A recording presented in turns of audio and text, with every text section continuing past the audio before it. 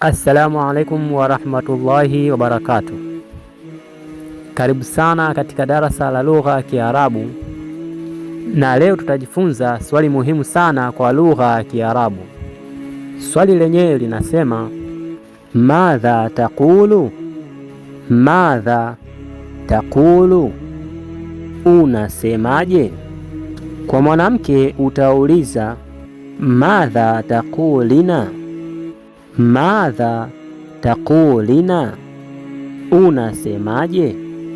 Tofauti iliyopo, kwa mwanaume tunasema taqulu na kwa mwanamke tunasema taqulina. Kwa hiyo ukiangalia tofauti ni kuongezeka kwa ya na na. Ina.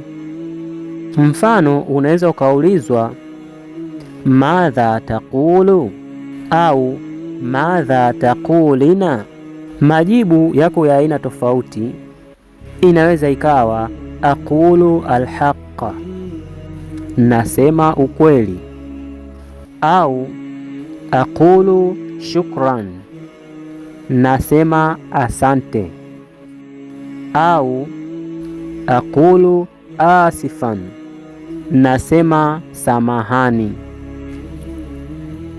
Kama unataka kuendelea kujifunza lugha ya Kiarabu, komenti neno endelea, kisha bonyeza neno subscribe ili uwe wa kwanza pindi tutakapopakia video mpya. Tukutane wakati mwingine tena kwa ajili ya kuuliza na kujibu swali lingine ambalo ni muhimu sana. Maa salama.